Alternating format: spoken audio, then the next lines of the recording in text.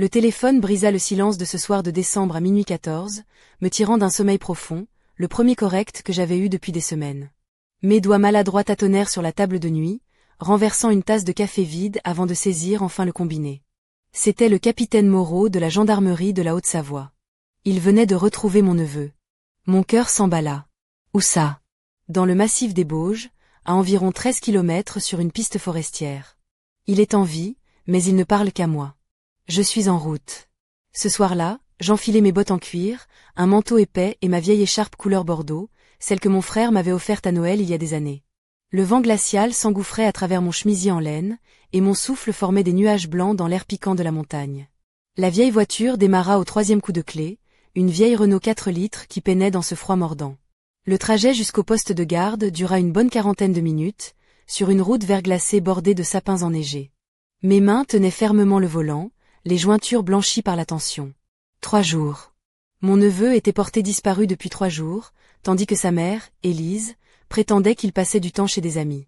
La gendarmerie n'avait bougé qu'après un appel de Madame Chapuis, une voisine, qui avait aperçu un petit garçon errant seul près de la forêt. Le capitaine Moreau m'attendait à la porte. Il me dit que le gamin était à l'intérieur, emmitouflé dans une couverture en laine, ses petits doigts glacés s'agrippant encore à la sienne. L'hypothermie commençait à faire son œuvre, mais il tiendrait le coup. Un vrai petit dur.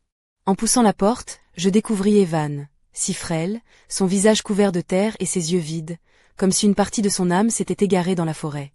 Ses yeux qui, autrefois, s'illuminaient de joie à mon arrivée, semblaient aujourd'hui plus vieux que son âge, creusés par l'abandon. Je m'agenouillai à sa hauteur, tentant de garder la voix douce mais ferme, comme quand je soudais un joint délicat, sans marge d'erreur. Tu es à moi, maintenant, Evan. Je ne laisse jamais tomber ce que j'aime. Sa petite main tremblante chercha la mienne sous la couverture. Je la pris, sentant la froideur persistante de ses doigts. Je peux venir avec toi? Demanda-t-il d'une voix à peine audible. C'est exactement là que nous allions. Le capitaine me remit quelques papiers à signer, m'expliquant que les services sociaux souhaiteraient nous voir demain, mais pour ce soir, il était à moi. J'avalai les formalités sans même les lire, l'attention rivée sur Evan qui ne lâchait pas ma main. Le retour au chalet fut silencieux, juste le ronron du chauffage et la respiration douce du garçon endormi contre la portière. Une fois arrivé, je le portai jusqu'à la chambre d'amis, celle qui attendait ses visites de plus en plus rares au fil des instabilités d'Élise. On t'a laissé tomber, mon garçon, mais je suis là. Je l'installai sous les couvertures, son poids léger presque irréel dans mes bras. Il murmura faiblement, « Est-ce que maman reviendra ?» Je m'assis au bord du lit, refusant de mentir.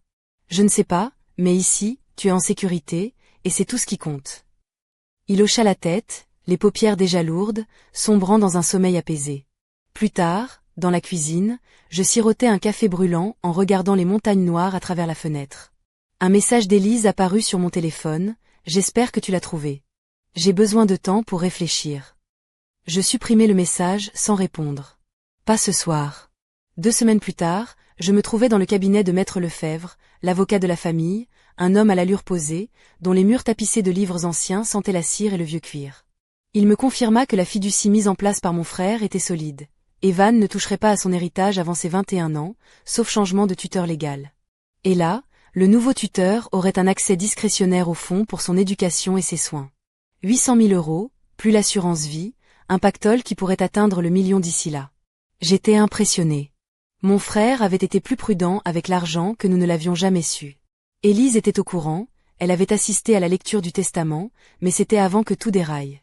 Après la tragédie à l'usine où mon frère avait perdu la vie, elle avait tenu bon quelques mois. Puis le déclin, l'alcool, les hommes de passage, la spirale infernale. Maître Lefebvre me décrivit le processus pour changer de tutelle. Une requête en justice, la preuve de l'aptitude parentale d'Élise, chose peu probable vu les événements récents, et un rapport des services sociaux attestant de la négligence. Un jeu d'enfant, en somme. Ce jour-là, je signai les papiers. À Noël, j'étais officiellement la tutrice d'Evan. Élise avait disparu, emportée par un routier du nom de Damien, direction le sud, selon Madame Chapuis, qui avait l'œil pour ses ragots. Evan ne posait plus de questions sur sa mère. Il m'aidait à accrocher les guirlandes autour du chalet, et le matin de Noël, il a appris à faire des crêpes. Sous le sapin, il découvrit une petite motocross Honda, un vieux modèle que j'avais remis à neuf. Son visage s'est illuminé pour la première fois depuis la montagne. C'est vraiment pour moi. Chaque boulon, chaque rivet. Mais tu ne rouleras pas sans moi jusqu'à ce que tu sois plus grand. Il hocha la tête, solennel. Je comprens. Ce soir-là, près du poêle à bois, il leva les yeux de son avion miniature en cours de montage. Onkel Gaspard. Oui. Je suis content de vivre ici maintenant. Je lui ébouriffai les cheveux. Moi aussi, mon grand. Le lendemain, les services sociaux appelèrent pour une visite. Je raccrochai, jetant un regard autour du chalet, propre, chaleureux, sécurisé. Evan avait sa chambre, des repas réguliers, une routine stable. Mais surtout, il avait quelqu'un qui voulait vraiment de lui. Plus qu'Élise n'avait jamais pu lui offrir. 5 années s'écoulèrent comme les pages d'un livre familier. Le chalet s'installa dans un rythme qui nous convenait à tous les deux. Je me levais à 5h30, préparais le café et consultais la météo. Evan se levait seul, habillé pour l'école à 7h. On prenait le petit déjeuner ensemble, œufs et pain grillé, parfois des crêpes le week-end. L'atelier de soudure devint notre terrain partagé. Au début, il observait de loin, les lunettes de sécurité enfant posées sur le nez. À 8 ans, il rangeait les outils, apprenant les noms des métaux. À 10, il façonnait ses premières perles sur des chutes d'acier, la main étonnamment ferme. Je lui enseignais les règles, arc constant, distance parfaite, vitesse de déplacement. Il avait un don naturel, de la patience, une détermination rare chez un enfant. Jusqu'à passer des heures sur une seule pièce pour la réussir. Le soir, on partait en balade avec les motos. La petite Honda avait grandi, rejointe par une plus grosse quand Evan gagnait en taille, puis une autre, pour diversifier l'entretien des moteurs. On suivait les sentiers derrière le chalet, entre les pins et les présidents. Reste souple sur le guidon, laisse la moto travailler pour toi. Je lui lançais ses conseils en riant, le voyant s'adapter aussitôt. Un vrai pilote.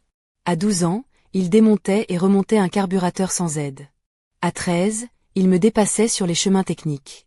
Mais les meilleurs moments restaient les plus calmes, les matinées de pêche au ruisseau qui serpentaient sur nos 14 hectares.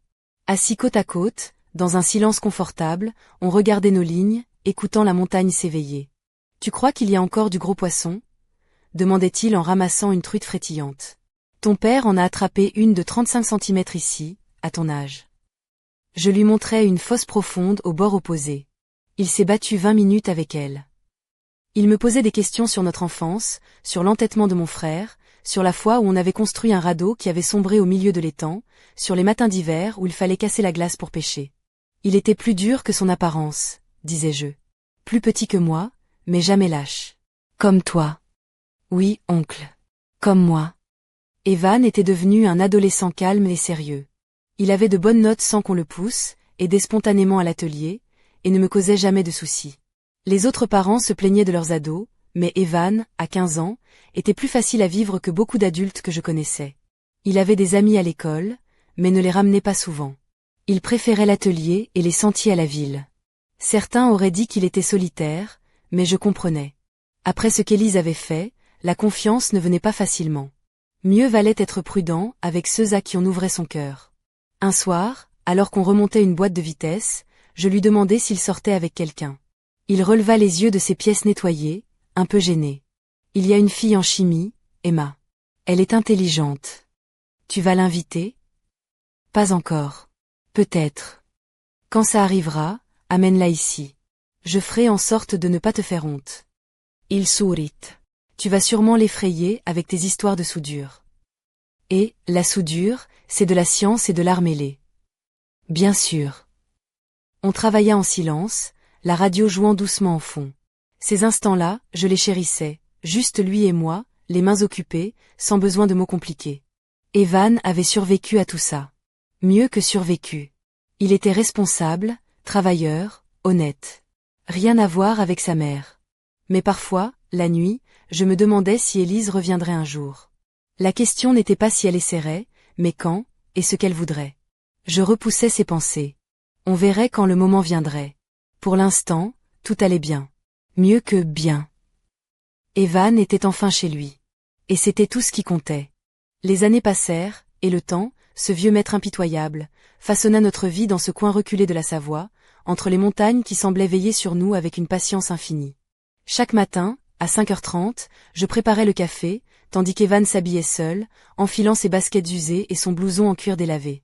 Sa chambre, petite mais ordonnée, débordait de modèles réduits d'avions et de motos, témoins silencieux de ses passions naissantes. Nos petits déjeuners se déroulaient souvent en silence, rythmés par le cliquetis des cuillères et le chant discret des oiseaux, qui perçaient à travers les volets. L'atelier était devenu notre sanctuaire. Au début, Evan se contentait d'observer, les yeux grands ouverts derrière ses lunettes de protection enfantine, ses doigts impatients cherchant à toucher ce métal chaud qui rassemblait nos deux mondes. Avec le temps, il apprit à manier la torche avec une dextérité qui surprenait même les anciens du village. Je me souviens encore de la première fois où il réussit une soudure parfaite, ses traits illuminés par une fierté mêlée d'émerveillement. Sous son casque de soudeur, il ressemblait à un petit astronaute prêt à conquérir l'espace, et j'avais envie de rire de cette image incongrue. Le travail ne manquait pas, et c'était parfois un défi de gérer la fatigue et les responsabilités qui venaient avec l'éducation d'un adolescent. Mais Evan, avec sa patience d'ermite et son calme olympien, m'aidait à traverser les tempêtes. Il rangeait les outils, nettoyait les pièces, et apprenait sans jamais se plaindre. Il n'y avait pas un jour où je ne le regardais pas en me demandant comment un garçon aussi fragile avait pu devenir ce roc. Les week-ends, nous partions souvent en balade avec les motos. La petite Honda s'était transformée en une bête plus grosse, rugissante, parfaite pour les sentiers escarpés des Bauges. Evan aimait sentir le vent fouetter son visage, ses cheveux en bataille sous le casque. Je lui lançais des conseils depuis derrière, riant de sa concentration extrême. Il avait ce don naturel pour dompter la machine comme un pilote de course, et son sourire, éclatant, me faisait oublier les nuits blanches et les inquiétudes. Un soir, alors que nous démontions et remontions un vieux moteur dans l'atelier, je lui demandais s'il pensait à l'avenir, à ce que ferait de l'héritage de son père dont il n'avait jamais vraiment parlé. Sa réponse me surprit. Il voulait investir dans l'atelier, agrandir l'espace, acheter du matériel moderne. Comme papa l'aurait voulu, dit-il, les yeux brillants d'une conviction sincère. Je sentis mon cœur se serrer, fier et inquiet à la fois.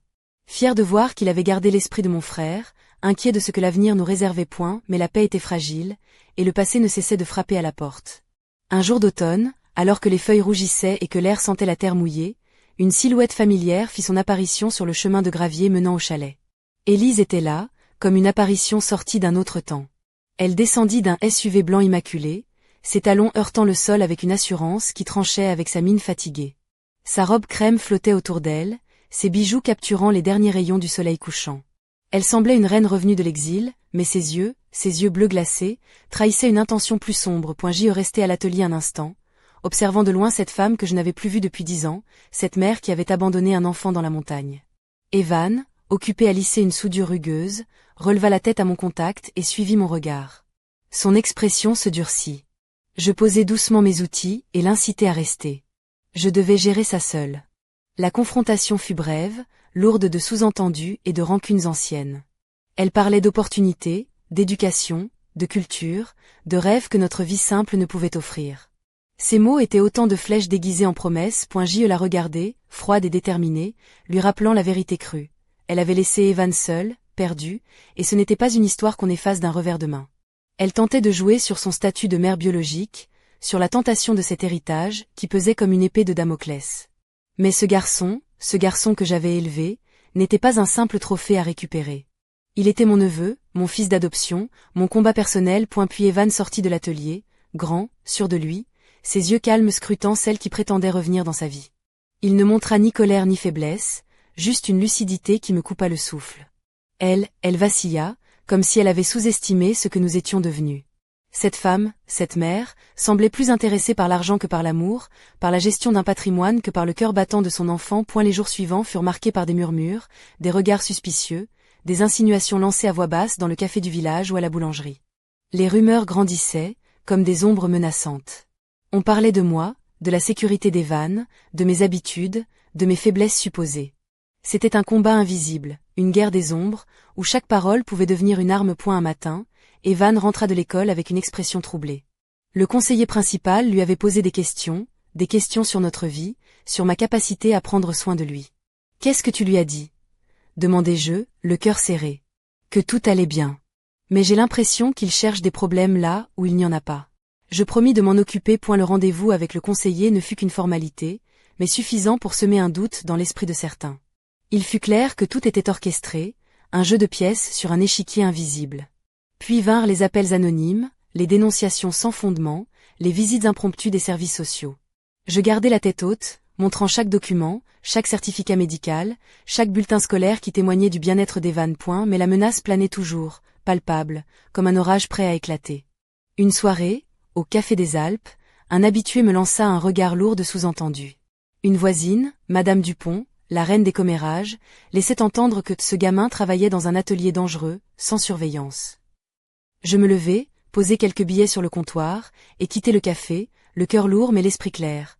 Personne ne toucherait à Evan. Pas tant que je respirerais point pourtant, dans l'ombre, Élise préparait sa prochaine attaque. Elle avait des avocats, de l'argent, et cette fois, elle comptait bien reprendre ce qu'elle jugeait lui revenir de droit.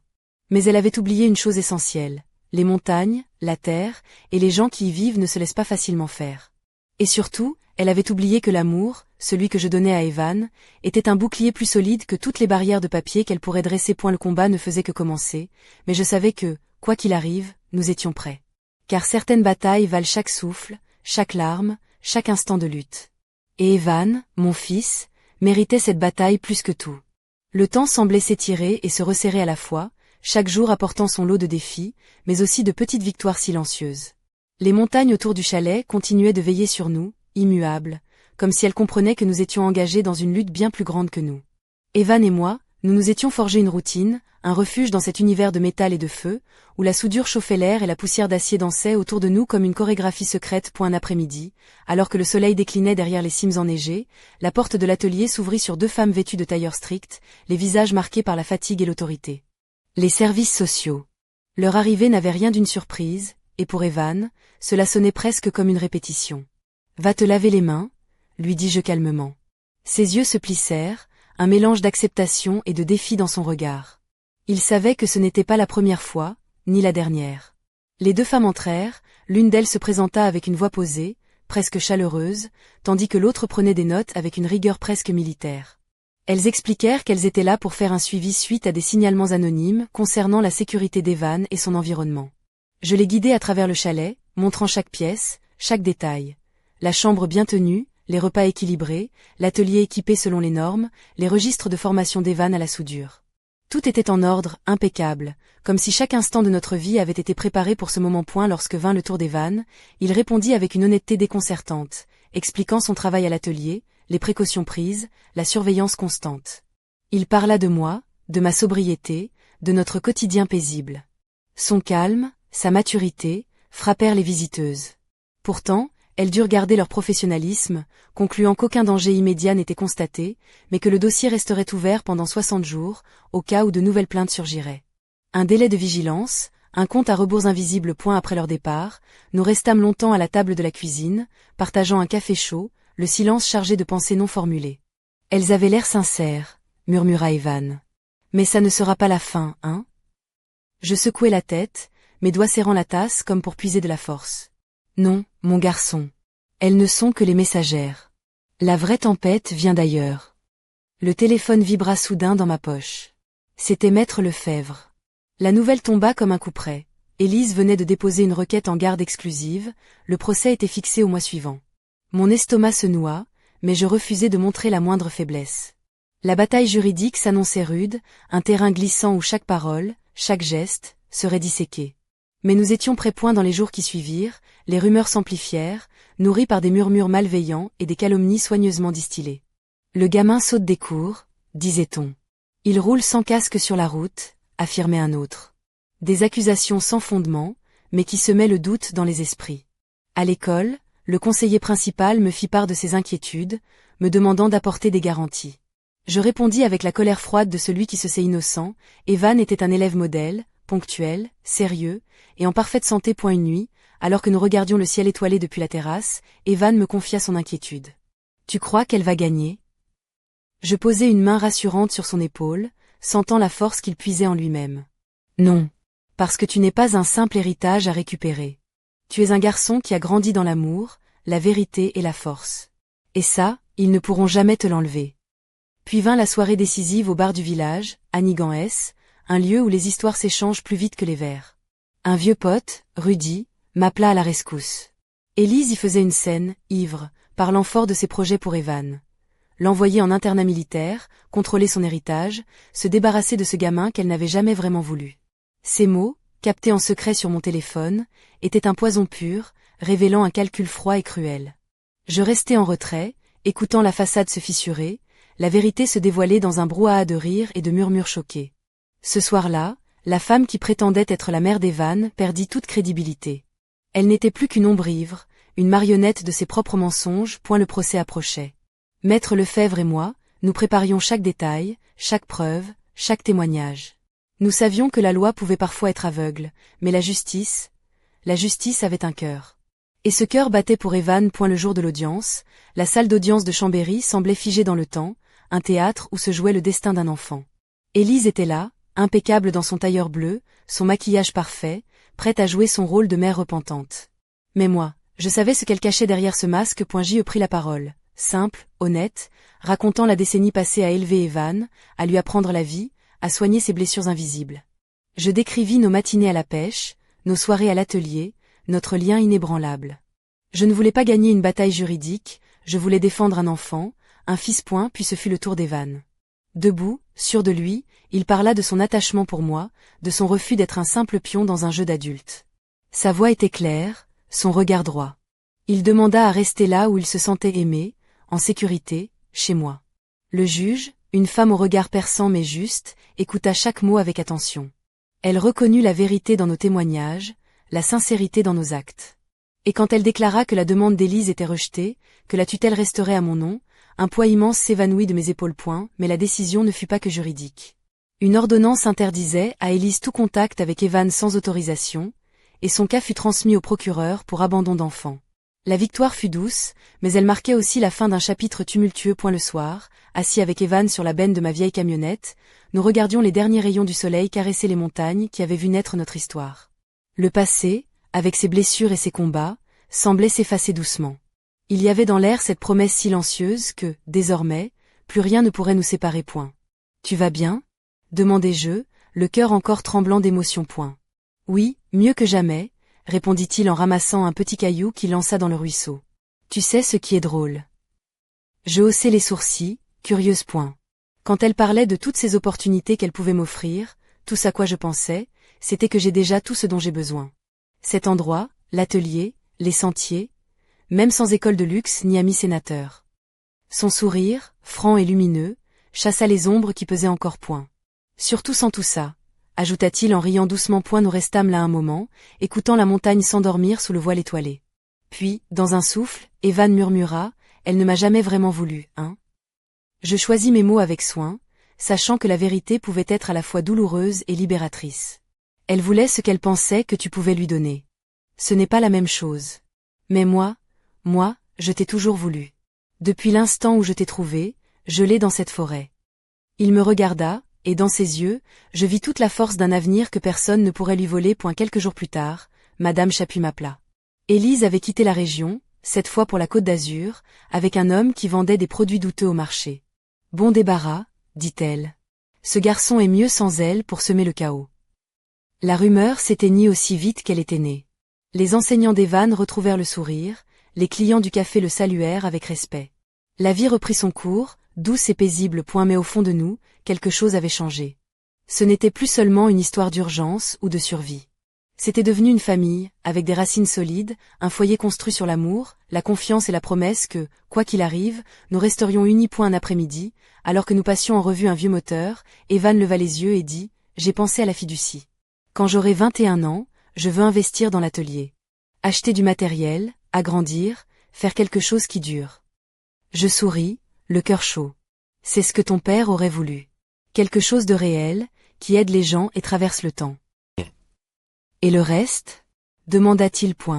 Pour l'éducation de mes enfants, un jour. Il hocha la tête, un éclat de malice dans le regard. Et un nouveau camion, quand le tien rendra l'âme. Je ris, caressant le volant usé de ma vieille Renault. Tu sais que tu restes avec moi, hein ? Même quand tu seras majeur. Tant mieux, répondit-il. Je ne compte pas aller ailleurs. Ce soir-là, nous gravîmes ensemble un chemin de montagne, celui où tout avait commencé. Nous n'étions plus des fugitifs, mais des conquérants, prêts à défendre ce que nous avions construit. Le vent dans les pins semblait murmurer nos secrets, marquant le temps à sa façon immuable. Certaines choses durent. Certaines choses valent la peine d'être défendues, coûte que coûte. Mais dans l'ombre des sapins, un bruissement imperceptible laissait entendre que l'histoire n'était pas tout à fait terminée. Une silhouette furtive, Un regard qui s'attarde, un secret qui refuse de mourir. Le combat, lui, ne faisait que commencer. Le souffle froid de l'hiver s'était abattu sur notre vallée, enveloppant le chalet d'un manteau blanc immaculé. La neige crissait sous mes bottes tandis que je traversais la cour, emportant avec moi une caisse d'outils. Evan, fidèle à lui-même, était déjà à l'atelier, concentré sur un nouveau projet, ses mains habiles manipulant les pièces avec une précision presque artistique. Il portait un jean délavé, une chemise en flanelle ouverte sur un t-shirt gris, et ses bottes poussiéreuses témoignaient des heures passées à arpenter les sentiers enneigés sur sa moto.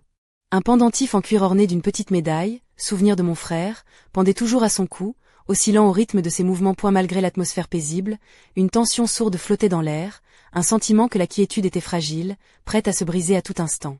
Les semaines qui avaient suivi le procès n'avaient pas effacé les cicatrices. La présence d'Élise, même éloignée, continuait à jeter une ombre sur notre quotidien.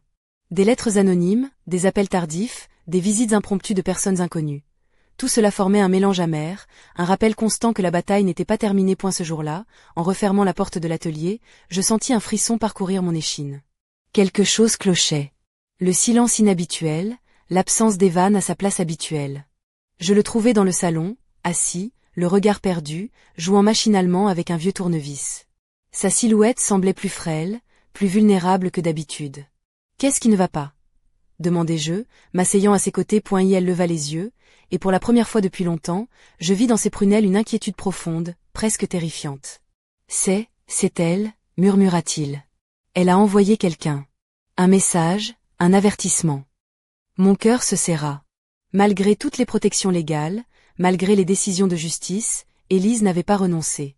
Elle jouait une partie plus dangereuse, plus sournoise. Les jours suivants furent un tourbillon de précautions, de rendez-vous avec les autorités, de vérifications de sécurité. La gendarmerie renforça nos rondes, et je fis installer des caméras autour du chalet. Evan et moi étions devenus des sentinelles de notre propre sécurité, veillant l'un sur l'autre avec une vigilance nouvelle. Mais au-delà de la peur, une détermination farouche grandissait en moi. Je ne laisserai jamais personne briser ce que nous avions construit, ni voler à Evan la paix qu'il avait méritée. Cette maison, ces montagnes, cet atelier.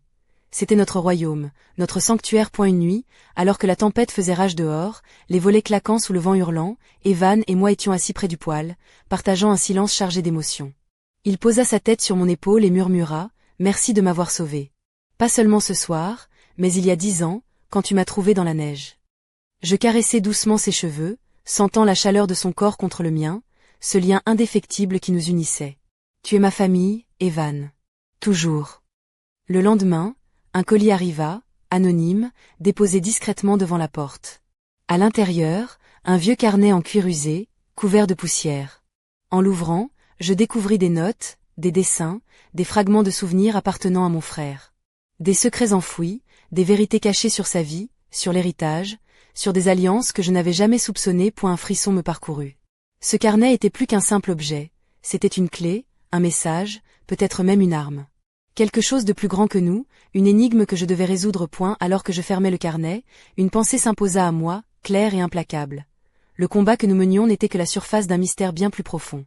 Et pour protéger Evan, pour protéger notre avenir, il fallait que je découvre la vérité. Coûte que coûte. Dehors, la tempête continuait de battre les montagnes.